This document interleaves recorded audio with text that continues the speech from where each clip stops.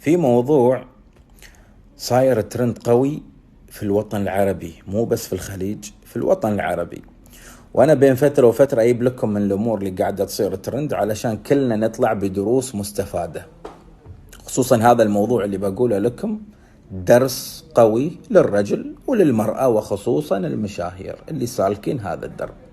طبعا من دون ذكر اسامي الاشخاص ولا اسامي الدول ولا اسامي المناطق، اللي علينا ناخذ العظة والعبرة.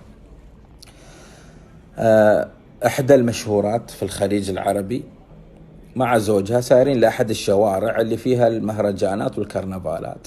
نزلوا الشارع على أساس بيتجمهرون عليهم، يعني المعجبين والمحبين، اللي يبغي تصوير، اللي يبغي سيلفي، اللي يبغي توقيع.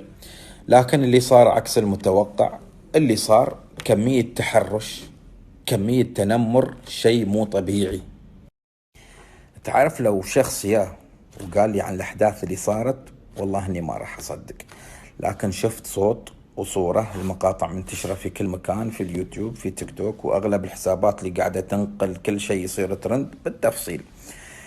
تحرش شيء مو طبيعي، لكن الخبر الجميل أن كل المتحرشين حالهم للقانون الحمد لله، لأن الخطأ هذا مرفوض وكل حد راح يتحاسب على خطأه. لكن اللي كسر خاطري أكثر الزوج، لما كان يمشي الناس تتجمع عليه، ما شاء الله عليك رجال، مبسوط، شنب ما شاء الله، غتر وعقال ما شاء الله. طبعا اللهم لا شماته، كل شيء أقوله لكم لأن في نهايته في درس وفي رسائل.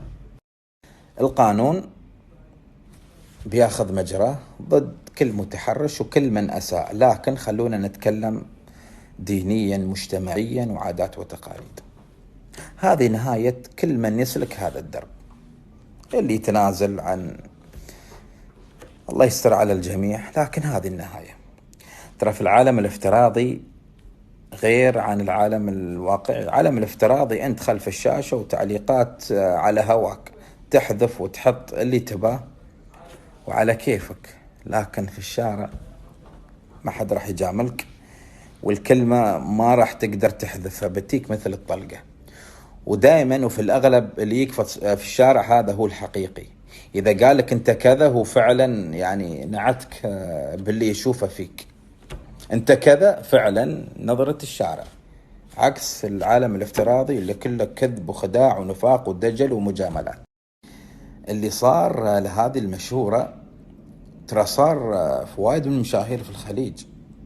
أذكر قبل سنة واحدة بعد مشهورة مع زوجها نفس السيناريو، كانوا في أحد المعارض، طلع واحد كان ياس يصورهم وعق عليهم كلام وهو قاعد يصورهم فيديو، كلام قوي صراحة، كان وقح يعني.